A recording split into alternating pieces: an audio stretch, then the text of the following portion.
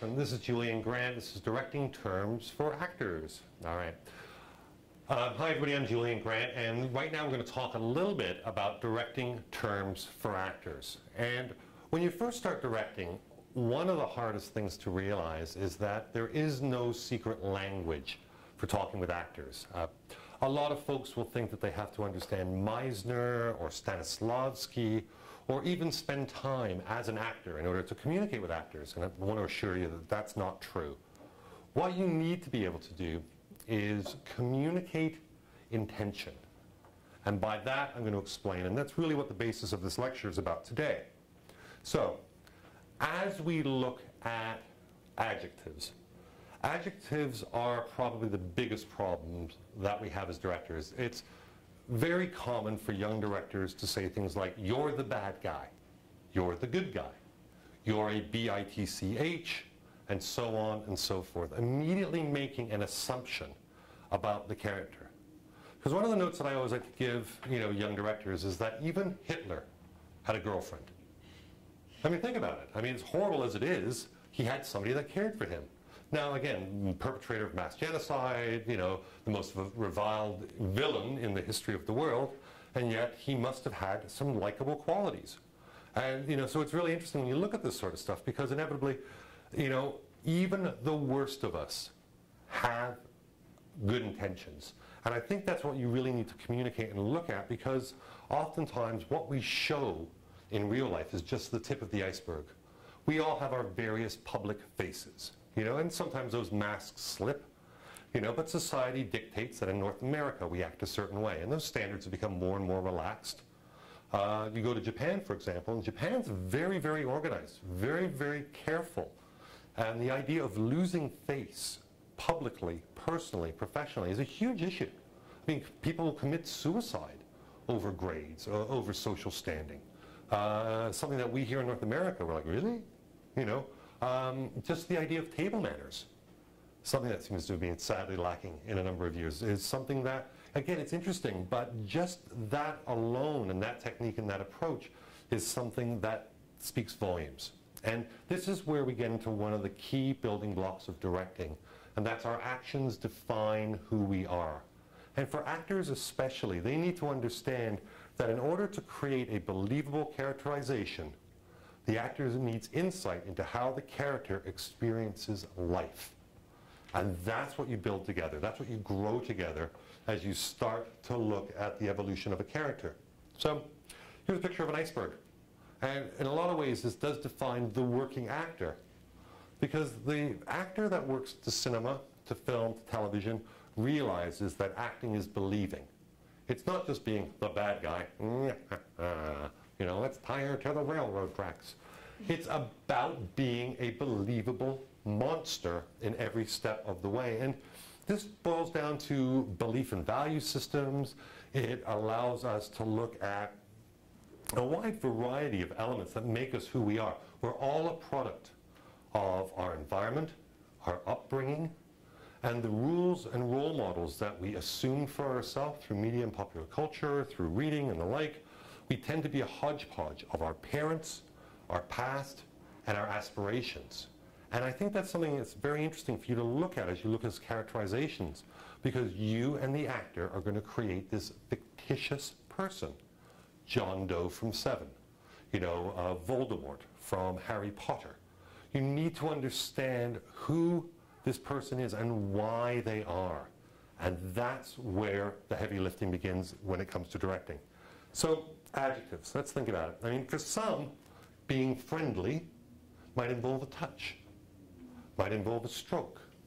In the Midwest, for example, where we are right now, where we're recording this show, people are really open. You know what they like to do here, which I've never experienced anywhere? Everybody hugs. Freaks me out. I finish a meeting, everyone comes to me, hugs! And I'm like, really?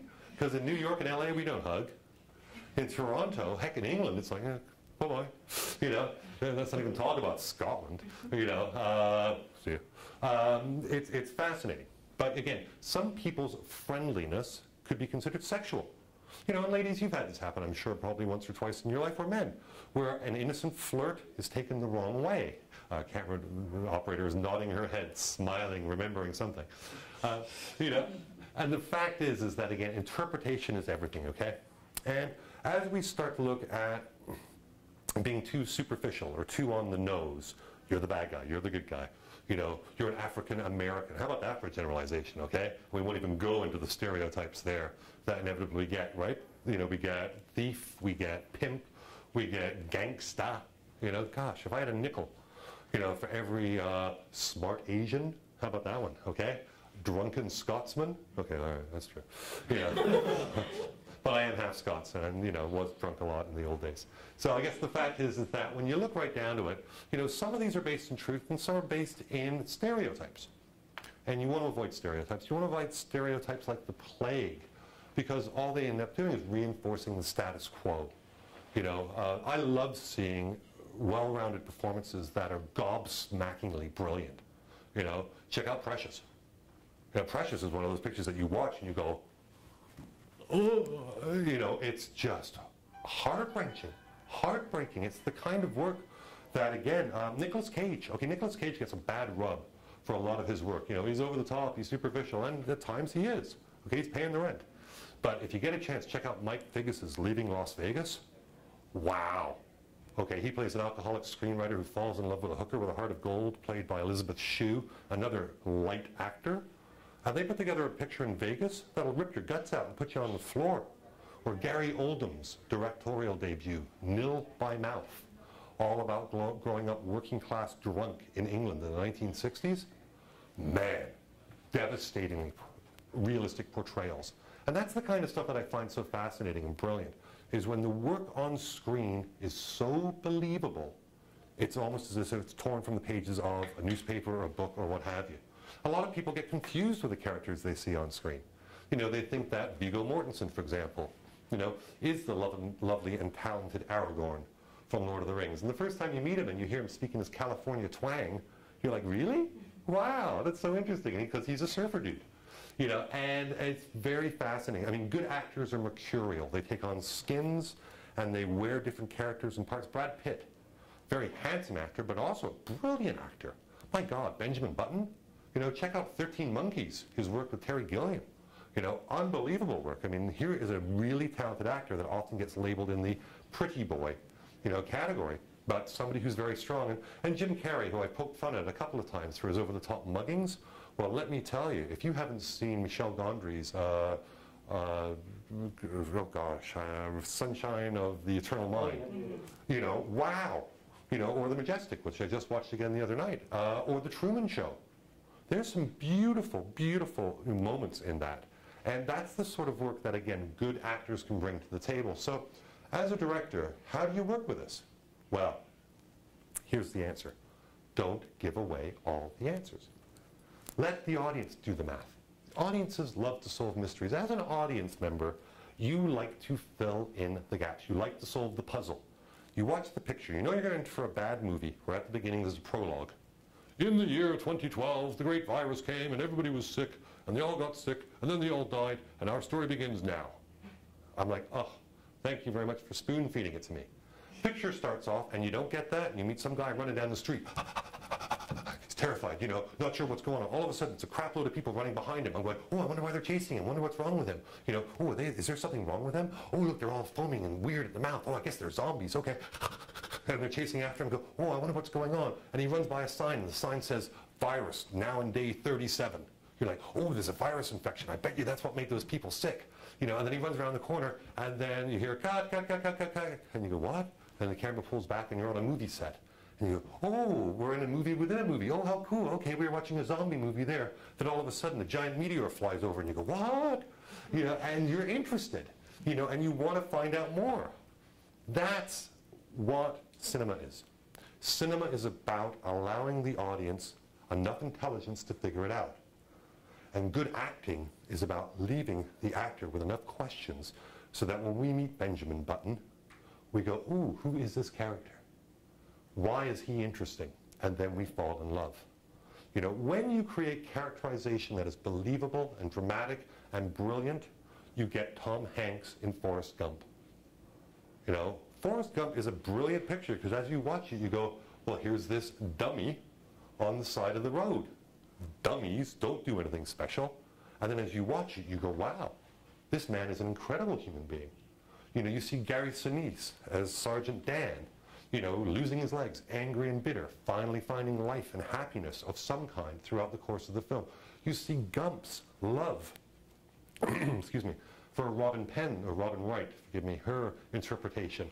And even though she does nothing but break his heart again and again and again, he keeps coming back around. I'm in tears. I'm like going, you poor bastard, you know, and he never gives up. And I'm so not watching a movie at that point, right? Heck, even Adam Sandler can do it for me, okay? You know how many times I watch 50 First Dates?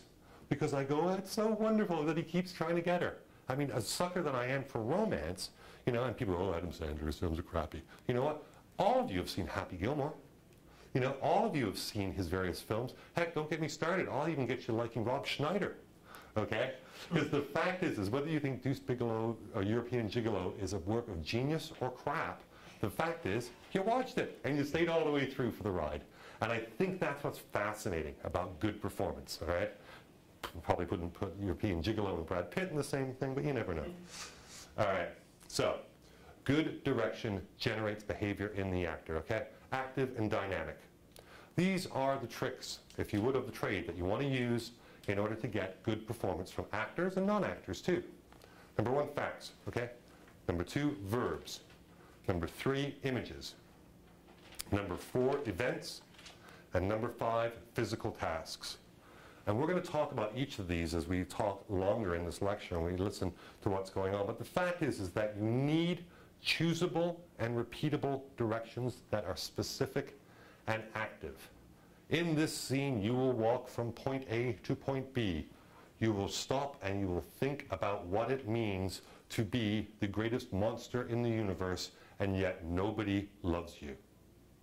There you go. You can do that till the cows come home. You can do that all day long. You can do that in a master shot. You can do that in a close-up. You know, you're moving from point A to point B, you know. During the course of this walk, you know, you will think about your lady fair. You will think about how if only you had done things differently, maybe she'd be with you now, but you have lost her. And that's a specific direction that is playable, and it allows the actor to key into the subworld or the subtext, what's affecting them. So whether it's Darth Vader, Leatherface, you know, or just a guy on the street walking from point A to point B, thinking about how he lost his lady, each actor will interpret that differently. And that's friggin' cool. See, a lot of us get stuck in the mind movie world. Before we have actors on set, we're creating this perfect movie in our mind. And that's a big mistake. Because the minute you put paint to canvas, brush to paint, things are going to change. And so you have to be able to understand and interpret. You know, there are various pictures that would have been entirely different. Harrison Ford's role in Raiders of the Lost Ark was originally supposed to be played by Sean Connery.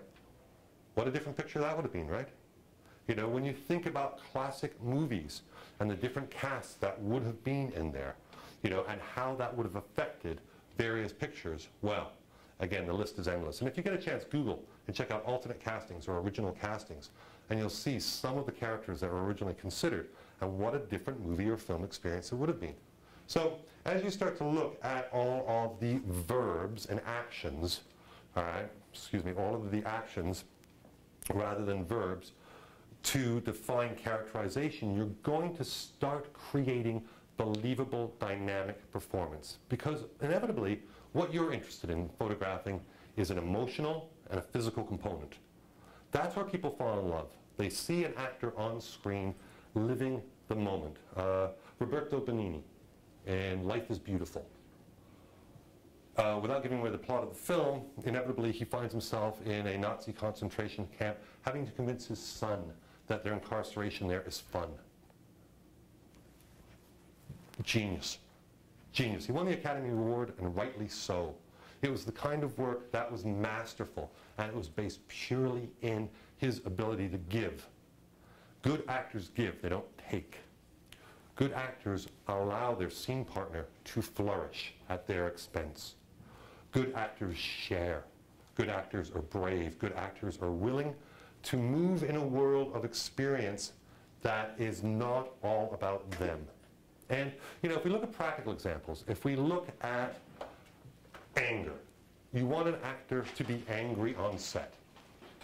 Well, think about the action verb that you can use to define that, to create an emotional component. So rather than saying you're angry, you're going to say you're going to accuse, you are going to bully, you are going to chastise, you are going to tongue lash. These are all examples of action verbs that define specific actions based upon an emotional response. So you can convince, you can beg. These are all different ways in which to accuse. You can tease, you can soothe. All ways in which an actor can then address that problem. It's interesting, over the course of my life, I've had many instances to be angry. And yet always they take an emotional component, don't they?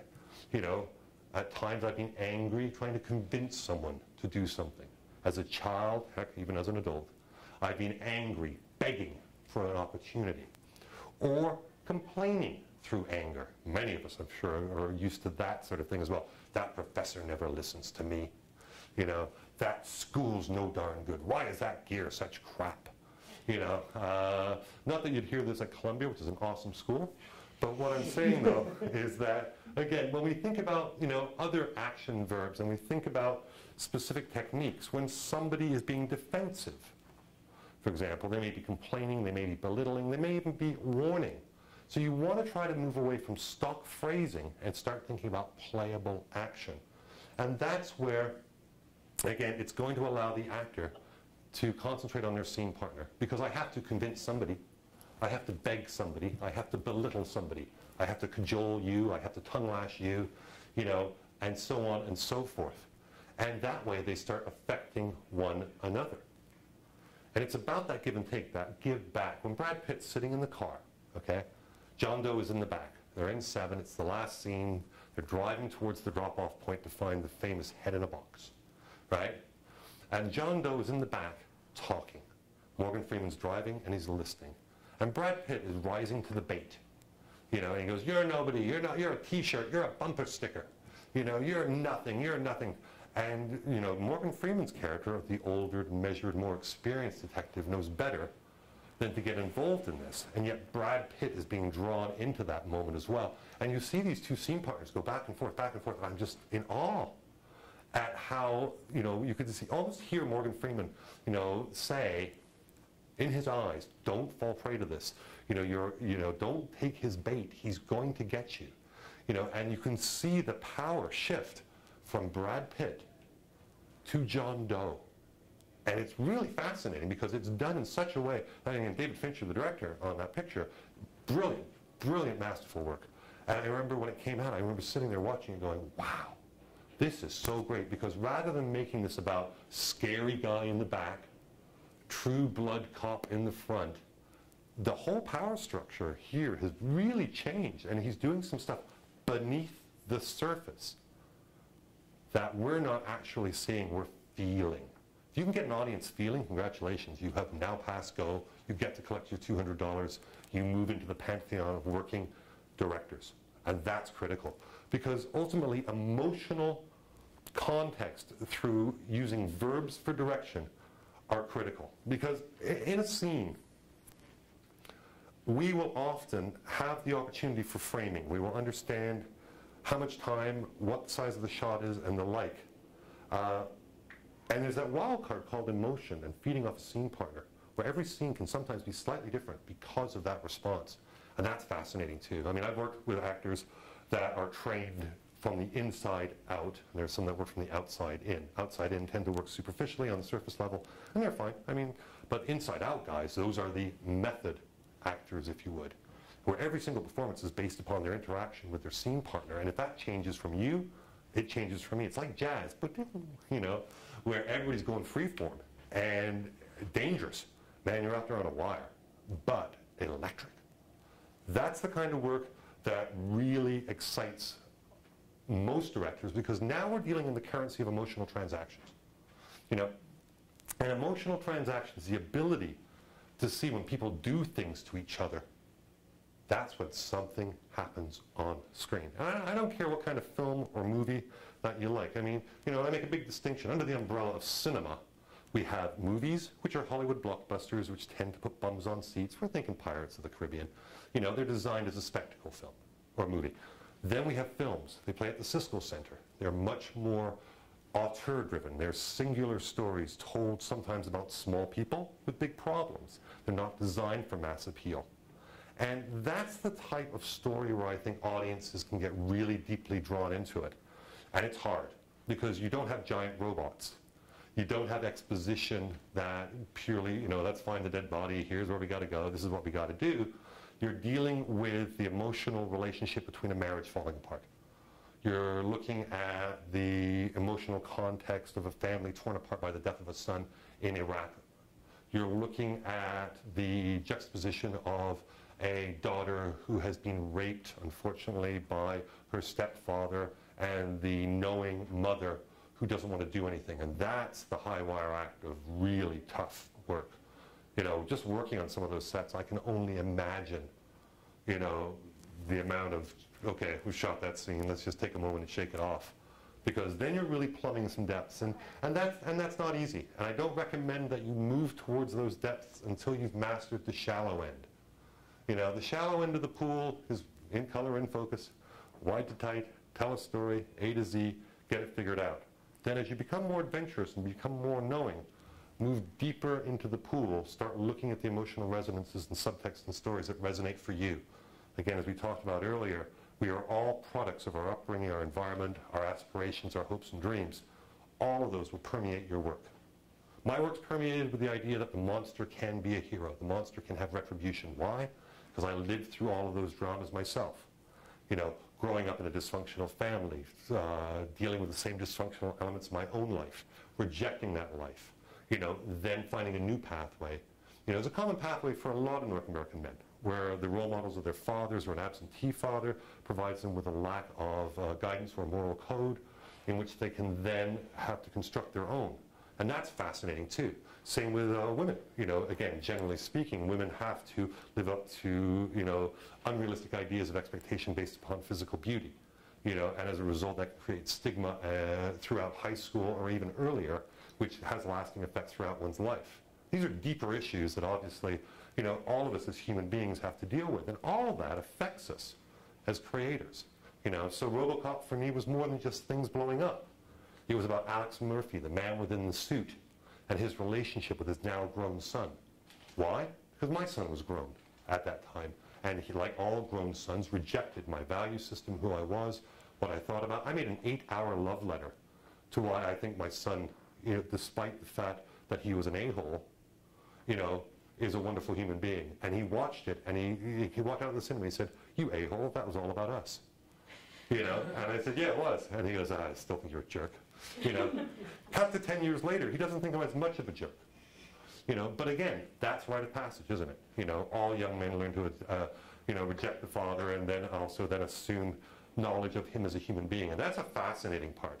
You know, I have 2 grown adult children right now going through their rites of passage, and it's so universal, regardless of genre, regardless of culture. And this is where we as directors try to find ways in which to bring our own life experience to the screen. And this is what I encourage everybody to do. You know, take what is good and what is bad and what is wonderful and what is horrible in your life, you know, and create your world accordingly. You know, because I think actors will also understand and join you on this, because you can spend a lot of time gossiping about characterization. Believe me, I've sat in those rooms and maybe he came from here and he did this and he rode the bus together and he had a pastrami sandwich and, you know, whatever. You know, and you can spend a lot of time doing that. All I know is this, is that people do different things at different times for different reasons. You know, for the longest time, for me as a young adult, my response to happy or sad was drink. That's what I learned. I grew up in England in a working class environment where happy or sad you drank. You know, and finally I rejected that, you know, and I was able to reject it. But it's interesting because that's a lesson that many from that culture share. And again, what you'll find as you create as well is that when you look at characters overall and you start to build your own world as a director, you'll start to find that if you're lucky, you'll have partners working with you in scene work that will contribute, that will understand, say, you know what, I get that. Actually, you know, I had that same issue, or, you know, I had this thing happen. And then you build, like an onion, the complexities of characters. Napoleon Dynamite's an interesting film. Napoleon Dynamite has the perennial outsider story, and yet there are heroes, aren't they? You know, you've got the nerdy guy, we follow him through, he's a bit of a buffoon. You know, he's got his Mexican friend who runs for school president. This isn't really like a regular comedy, this is kind of like an indie, quirky, I'm not sure what it is comedy. And then there's a moment where Napoleon Dynamite takes the stage and dances in his funky moon dance. And it's a really great celebration, and it's completely out of nowhere, and you just don't know what's going to happen next. And all the way through that picture I was going, what is going to happen next? I have no radar for this. You know, first time I saw David Lynch's Eraserhead, I was 17 years old, and I saw it in the cinema, and I went, what the hell is this? I just watched this for the last 2 hours. My mind has just gone out my ears, and I went back the next day to watch it again. And trying to put it together, to understand, to take my Disney North American sensibility of what a cinema is, and put David Lynch's films in there. I couldn't do it. So I went back again. And I watched it again, and I realized, my God, this is not my worldview, but this director has a unique perspective and worldview. And then I saw his next film, The Elephant Man, which at the time was a very daring move by Mel Brooks to have an experimental filmmaker direct a large studio picture in which John Hurt plays the horribly malformed elephant man moving through the streets of London, and it's David Lynch again. It's the monster as the outsider. And I was like, oh, this is so interesting. I wonder what's going to be next. This is what body of work affects us. We all have directors, filmmakers, actors that we love, that we respond to. What is it within yourself that responds to that as well? That's the question you should be asking, right? Because I think once you start looking at behavior for performance, once you start looking at worldview, you'll find the language within you to discuss. Okay? Think about verbs that are going to help you explain to an actor. You're not angry in this scene. You're begging your husband for a chance to reconcile. Let's see where she goes. That's what you want. Because you don't know what's going to come out. Neither do they. And maybe you've seen that in rehearsal. You know, she punishes. I love those moments. I love those moments where I can have the traditional male-female power struggle usurped, where the man traditionally uses his strength in which to empower a moment. But the evisceration, the brilliant logic of the wife able to, you know, disembowel or emasculate the man through a choice word, oh, God, that's crazy, crazy. And it's great because it's also real. You know, I lose arguments all the time with my wife. Why? Because she's smarter than me. Okay? And it's very important to recognize that because, men, we may have the strength, but our wives are smarter. And once you realize that as an inevitable fact, you will be much happier in your life. Just accept it. It's a given. Okay? As the women all in the room nod and smile, they're like, yeah, see, he gets it. You know, it took me 3 marriages to get there. Okay? So again, the fact is that, again, the reality is that as you share of yourself as a director, so will your actors. You have to be courageous enough to share. You can't just walk in and say, be angry. Because you know what? I don't know you. You don't know me. And you'll give me an angry, I'm angry. You know, but you know what? We sit around for a week, we rehearse, we talk about stuff. We talk about, you know, hey, you used to drink? I used to drink. Oh, you got a program? No, no, really, not anymore. You know, you got an uncle? Yeah, you know, we hang out. You know, you got a tat? I got a tat. Oh, that's great. You know, we start breaking down our guards. You know, we talk about our life. We talk about our loves. We talk about our losses. Now, all of a sudden, we're relating. We're not doing, we're relating. And relating is where the drama happens. Relating is where actors are the most creative and dangerous people in the world. The fact that they will walk that line and relate with another actor for the world to photograph, my hat is off to you. I could never do that kind of work. It's too dangerous. You know, don't demonstrate for the actor. I had a young director say to me, do it just like Boris Karloff did in The Grinch Before Christmas. I was doing a voiceover for her. She liked my voice. I said, I can't do that. I can't do Boris Karloff because then you'd get me trying to do Boris Karloff. I can just be me. I understand what you're saying. I understand what your intention is, but I have to now interpret this as speak in elongated, resonant tones, so that way, if it works poetically or trippingly on the tongue, she will be happy. So I said, along came a crackhead. In the alley, he was not so happy because he had lost his pally. And she said, oh, that's perfect, it's just like I wanted. And I said, I understood, okay. You know, ultimately, intention, okay? Intention of what the scene's about is most important. Draw the frame. In this scene, Alex Murphy is confronting his son, now an adult, for the first time. You, Alex Murphy, not RoboCop, but Alex Murphy, okay, cannot let your son know that you know it's him. You, son, do not know it's your dad, but there's something up about the way the robot character is reacting to you, reminds you of somebody, but you're not sure who. Scene unfolds, dialogue, back and forth. Dad there is trying to shield his face, moving into the shadows a little bit, hoping that his son won't recognize him. Son, doing a Scooby-Doo, you know, and that's just emotional shorthand for saying, looking questioningly, you know, and again, you'll learn shorthand, do a Scooby-Doo. And, you know, notices something about the way we move. My sons can recognize me. You can recognize your own family from a distance. The way they hold themselves, the way they move, it's very simple. And that's the sort of stuff, again, our actions define who we are, that become very important. So try to minimize your explanations, okay? Try to stay subjective. And, you know, the fact is that in this scene, it's raining. It's 1933 Chicago, and you're standing under the L train, and you're waiting to find out if Al Capone's gang is going to let you in. You need this job. You need this job because you have to feed your family. You want to get an answer right away, and you need it now. All right, let's shoot the scene. You know, I haven't told you you're anxious, you're expecting, you know, you're this, that, or the other thing. All I've done is paint the corners of the frame. But what if the actors don't do what I want? Inevitably the question arises. Okay, then adjust. That's why directors have adjustments. You know, you can say, I really like what you did while you were waiting. All nervous energy, smoking your cigarette, looking back and forth, pacing furtively. These are all actions, right? You know, how about less physical action, more inner? You really want to do all that, but you can't. You don't want to draw attention to yourself because the beat cop's going to come by, so you need to stay here in the shadows. So in your mind, you're pacing furiously. In your mind, you're smoking like a million miles an hour, but you're rooted on the spot. You cannot move. Now, all of a sudden, you know, the smaller gestures, furtive eyes, cigarette tapping becomes more prevalent. You know, we've minimized the physicality, and we've got a different performance based upon facts. Facts are critical. Facts are what define the world. Sometimes there are facts in the script, and sometimes there are facts that are not in the script. The ones in the script are obvious. You're a young woman, you're 23 years old, and you've bunked your head, and you can't remember everything from day to day. Every single day is different.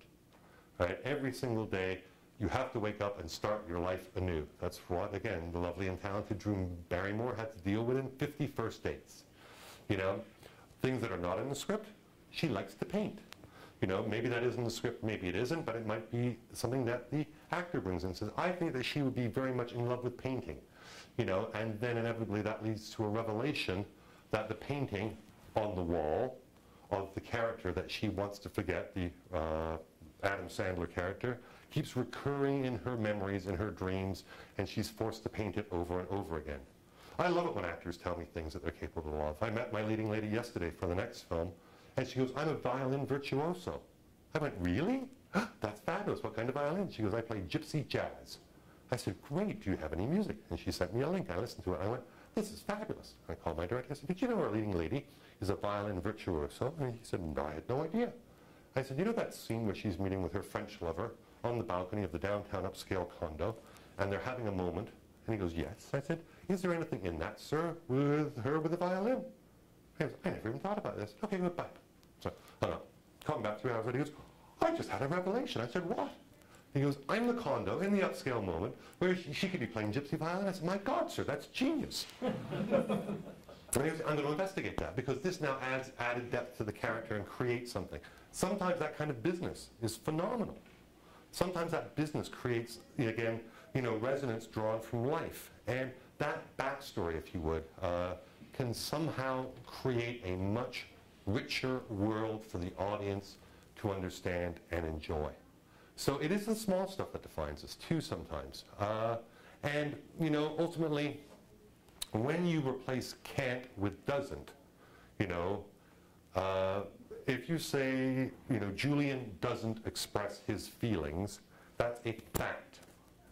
You know, if I say Julian can't express his feelings, it begs the question, why? So again, try if you can to keep it to, as they used to say on the old Dragnet TV show, just the facts, man. You know, give the actors facts, let them do some psychologizing, let them wrap their head around why. You don't necessarily need to know their process. Did a film with a leading lady once, and we're shooting a funeral. Camera pushes it on her, she stands by a graveside, and right as the camera lands to her final close-up, the tear glistens and rolls down her cheek. Great, okay, how was that for camera? Bad for focus. Go on again. Oh, sorry man, gotta go again. She goes, no problem. Cleans it up, makeup comes in, touch. Okay, back to ones, and doom-de-doom-de-doom, come in, land, and right on cue, bing! Tear rolls down her face. I'm like, great, how was that? Camera? Sorry, did it again. I was like, oh, for God's sake, look, get it right or I'm gonna be mad. And I said, okay, sorry, it's just big focus pull, big move, you know, it's really small depth of field, technical reasons. And I said, I apologize. She goes, no, I understand, it's a technical medium, if it's not in the frame, I'm ready, makeup, touches finally, she goes back, camera back to ones, starting point, camera pushes in, lands on her, bing, absolutely letter perfect, right on the thing, camera, that was perfect, yay, thank you very much. Curiosity got the better of me. And I walked up to her and I said, I must thank you. Brilliant, 3 takes, absolutely letter perfect every single time, the tear right on cue. May I ask your process? And she said, oh, you mean for the tear? And I said, yeah. She says, oh, I just thought about the first child I lost. And I was like, wow. And she goes, you know us. Every emotion is something we can use. And she walked off and did what she did. And I was just like gutted. I was standing there going, oh my God. You know, and first of all, I realized what great sharing that was and the fact that we had that trust. But the second thing was that no emotion was foreign. And good actors learn that. Good actors learn to use the pain. They, you know, there's the old joke, right? You go through horrible devastation. And it's like the one actor says to the other, well, you can use that, you know. And it's true. It's amazing how daring these performers are. I try not to judge characters. I try not to ever create a supposition in my mind or in the actor's mind, because then a bad guy is always going to be a bad guy. It's an inevitable conclusion, you know. I love multifaceted characters. I love Requiem for a Dream. I never know what's going to happen there. Darren Aronofsky's a genius when it comes to characterization in that. I don't know. You know, Ellen Barkin's character in that is the mom, Academy Award winning for it, and deservedly so. It's like, wow. You know, her addiction, her son's addiction, counterpointed. You know, the lengths to which the lovely and talented Jennifer Connelly goes to in order to feed her addiction. I was like, wow. And, you know, it's all based upon need. Need food, need drugs. Need food, need drugs. You know, and that dictates behavior. And at no point do we say, you're a bad girl because you did this. You're a bad guy. Especially having an addictive personality myself, I can understand the rationale. And that's fascinating. You know, when you see those characters and you go, there for the grace of God go I, then you've got great performance. And again, Pixar know that. You know, Pixar and every single one of their animated films is all about story. Toy Story 3, you're in tears. You know, I mean, it's amazing. It is brilliant. And those are inanimate characters. And I love the fact that as you work and as you start to deduce what's required in your picture, you're ultimately going to be finding your own worldview. You know, The Incredibles, another Pixar picture, tells the story of a frustrated middle-aged man whose glory days are behind him. He gets a chance to relive his fantasies, and in that, not only saves the world, but saves his family. And I love that picture. I think I could watch that 10 times, and I could keep watching it again and again and again, because it's a universal story. You know, it's funny, it's insightful, and it speaks to a worldview that I honestly believe to or subscribe to. You know, and that's fascinating. I think that's something also that as you watch the characters come to life, and as you work with actors in creating those characters, every single actor is going to need different motivation and different opportunities in order to find that. That's where that rehearsal process, as I talked about earlier, becomes so critical. Without rehearsal, you don't have the opportunity to create any kind of multiplicity or depth to your characters. I don't care what you do, lose a location, turn in half your salary, but get rehearsal with your actors because you will see the difference on screen immediately. It's the one thing I'm adamant about. If directors don't rehearse, you don't have a picture. And I think it's important because as you find yourself working towards an action-based environment, using facts instead of judgment, you're going to have characters created that audiences worldwide will respond to. Those are the characters that we believe in, the heroes. Batman, the Dark Knight. Christopher Nolan portrays him as a tormented individual. Batman's a much more interesting character than Superman. Why? A, he has no superpowers. B, he's crazy, let's face it. And when you see the counterpoint, Heath Ledger's Joker, brilliant, so brilliant. Jack Nicholson's Joker, cartoon, buffoonery, it is what it is. But he's conflicted. I love Danny DeVito as the Penguin in the early Tim Burton films, where he's Cogswell Cotspollip or something, and he's evil, but he's brilliant. And I love these characters that are all bad, but they're also in their own mind right. So this is the sort of stuff where, again, facts describe character, create memorable performance, and hopefully for you as artists, as working filmmakers and storytellers, you'll recognize the value of that, okay? Because ultimately, point of view, your point of view, is what makes you singular and unique. You cannot ape Hollywood. It's impossible. You don't have the money, the resources, or the time. But what you can do is tell a punk rock Romeo and Juliet, in a world that you love and enjoy because you dig hardcore music. You're the person that can tell the story of two mutant bird people that live in the sewers of Chicago, that speak and raise their egg hatchling together, that are hunted down by children after school. That's kind of cool. Because you like that kind of stuff, because you grew up watching Disney films and old shadow shows, and that you like puppets. I'm going to do a puppet film. Why? Because I love puppets. I was in Portugal at a film festival, and my wife and I brought puppets, Muppet style, with us and shot a horror film while we were there just for, shits and giggles, for fun. And we had so much fun doing it that we said, let's do a 3D murder musical with puppets. And that's what we're doing. We'll do that later on this year because we can. Nobody else has done anything like it. And I think that's the thing that you have to realize as you start to work directing actors, is that you have the opportunity to create worlds and performances that are all uniquely yours. Don't be afraid to make adjustments. Okay? Don't be afraid to make films that are your own. Just because nobody's ever done it before doesn't mean that you shouldn't. Try role reversal. Maybe the white hat good guy, is really a bad guy, and vice versa. And again, I'm making some gross sweeping statements here. But the fact is that I like it when everything I expect is turned upside down. We watch an awful lot of media, let's face it, whether you're watching the movies, television, the internet. The fact is that there's only so many stories that are actually told. And if truth be told, there's only about 10 of them. But the fact is that your interpretation and your actor's interpretation is what stands alone. That's what makes it truly special. And I really encourage you to be daring and to set up circumstances so that you can create a world that is unique and special. Don't forget the key into, again, the senses. What we hear, what we smell, what we taste, and what we touch. When I made a horror film in which I had a family of mutated people in the woods that get killed, and dad goes on the run with a newborn baby, when I brought them to my house, I brought over a whole bucket of guts and entrails and all kinds of squishy stuff from the movie world. So my friends at KNBFX, thank you, gave me a whole bunch of squishy movie guts, and I put them in a big bucket, covered it all up with blood. I said, all right, it's playtime. And they said, really? And I said, yeah, come on in. It's like, start grabbing. And we all got a chance to, with a big tarp, lie there and grab it and roll around in it and chew on the rubber and rub it on each other. I'm like, okay, feed the dog, feed your son.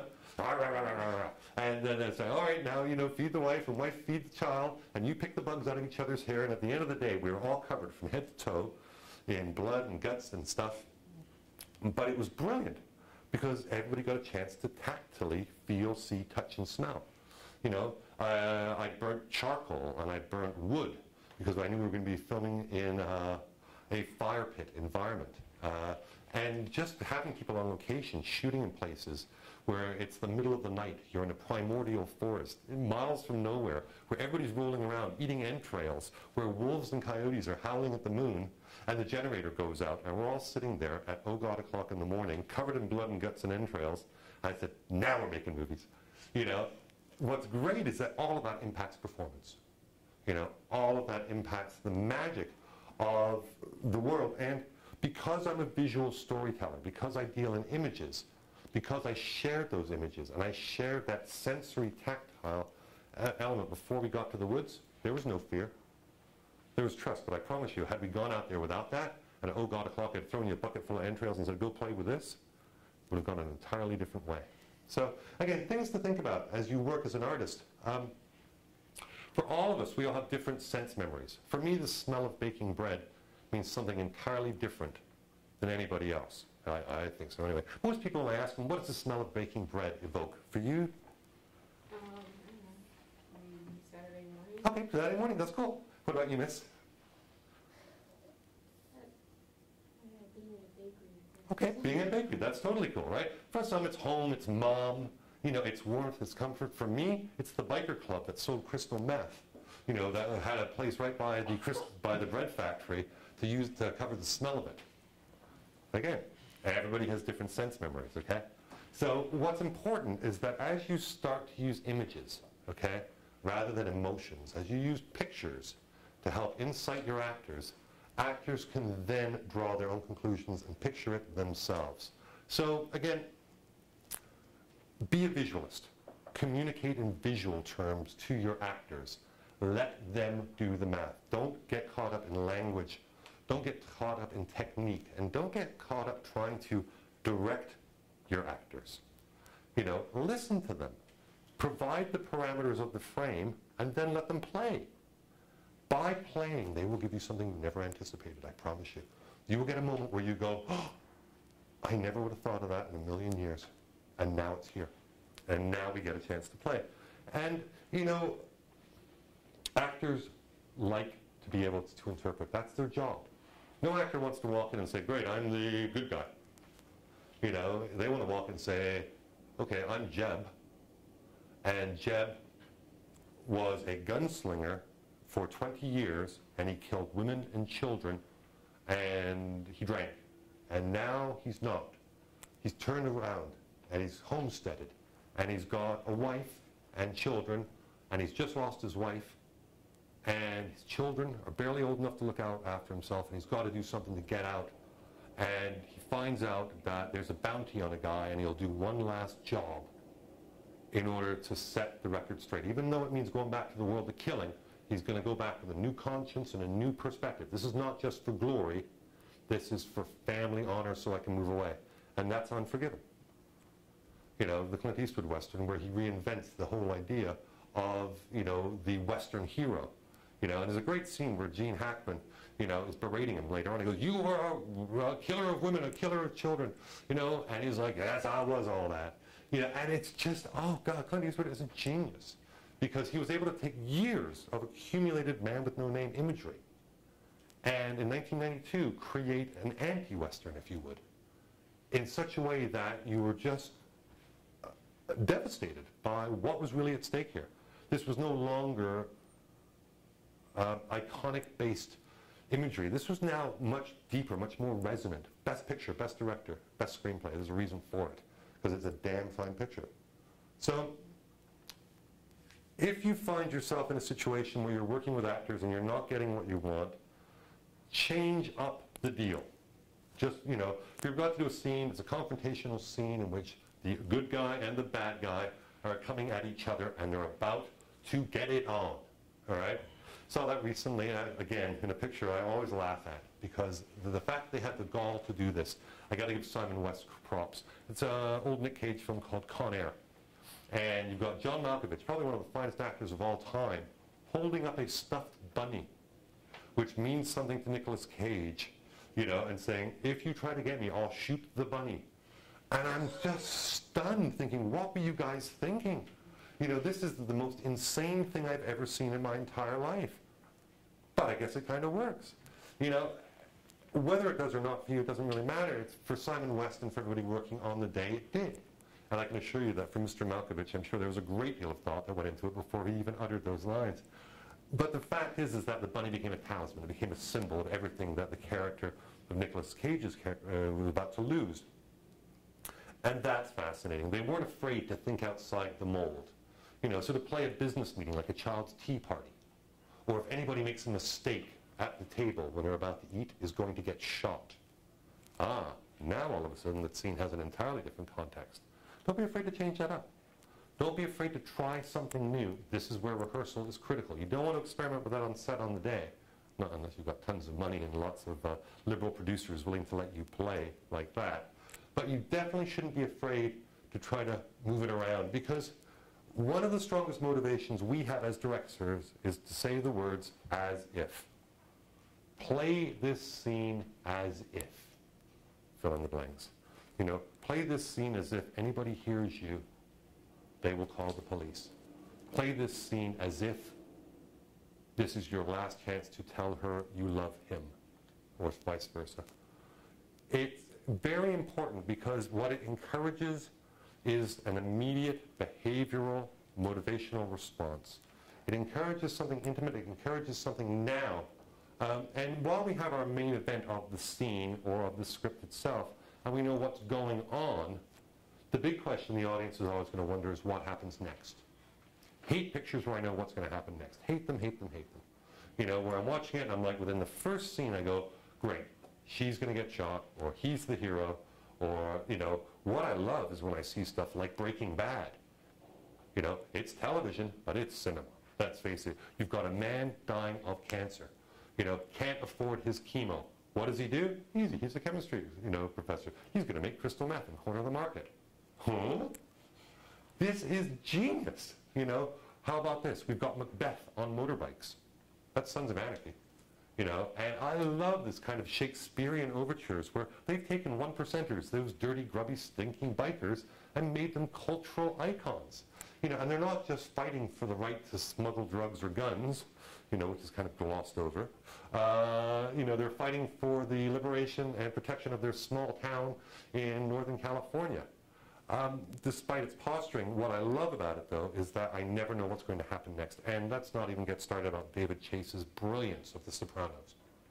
You know, and if you haven't seen The Sopranos or Rescue Me, you know, or other programs that truly, truly have taken a ginormous tapestry and changed and interwoven.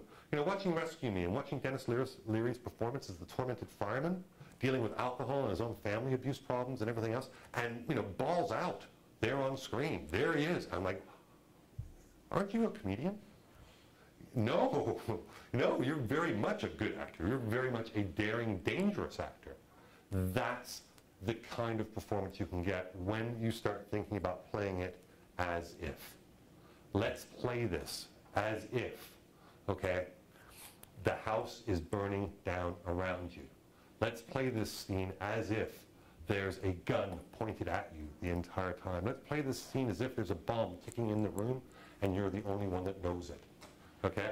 So when an actor has that task also, what's really cool is that they're going to concentrate on the other actor. They're also, you know, not going to be all about them. They're going to go from being inside to being outside.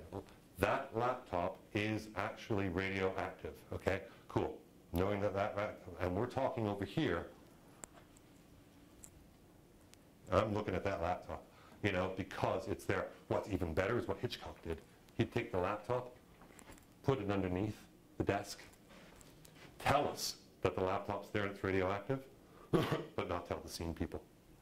You know, and so when you see the film, we as an audience see the classroom, see the laptop, tick-tock, counting down 56, 55, 54, and we're doing our dialogue scene all up here.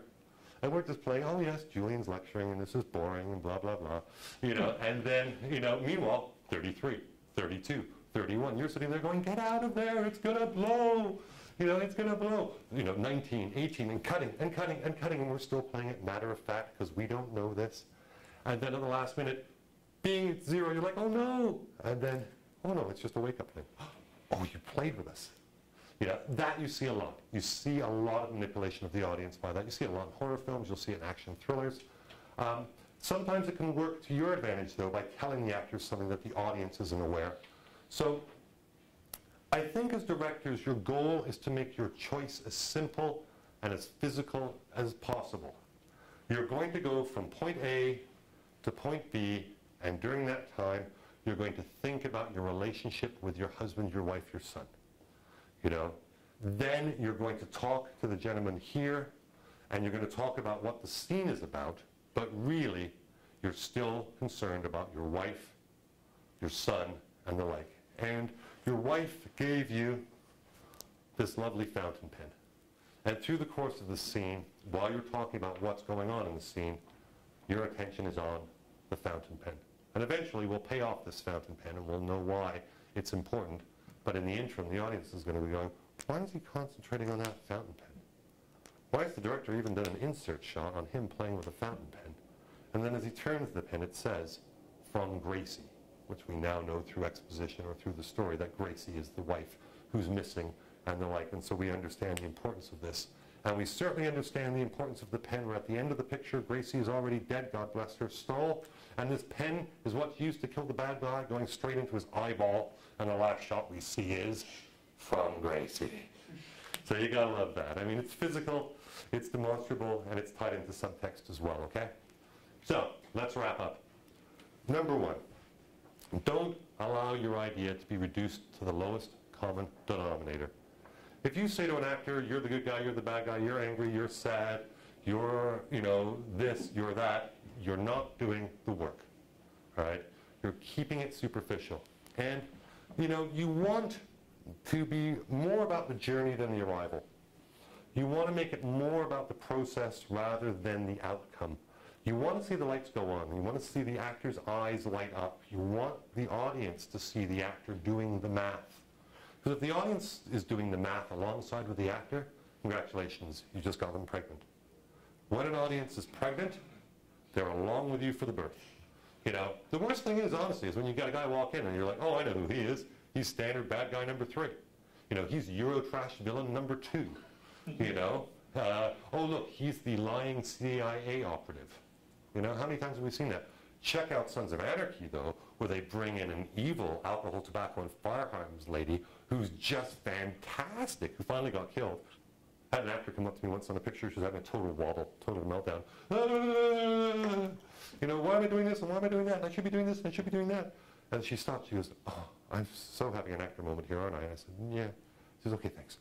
And she walked away and she came back and did the scene. And it was perfect. Sometimes we just need, gentlemen, to listen to our partners and our wives vent. We cannot fix them, okay? As my wife reminds me, your inclination as a man is to try to fix. My inclination as a woman is to share. If you want to fulfill your obligation as my husband, you will sit there. You will nod, you will listen, and you will not try to fix. And if you can accomplish this, you will have a happy wife. So, as the rest of the class laughs and the ladies smile ear to ear, the fact is that that's what directing is. Sometimes, gentlemen and ladies, you sit there and you nod and you smile and you know nothing. And in that, you should be given great rewards. All right? That's me. It's Julian Grant. Those are my tips on directing. Thank you very much.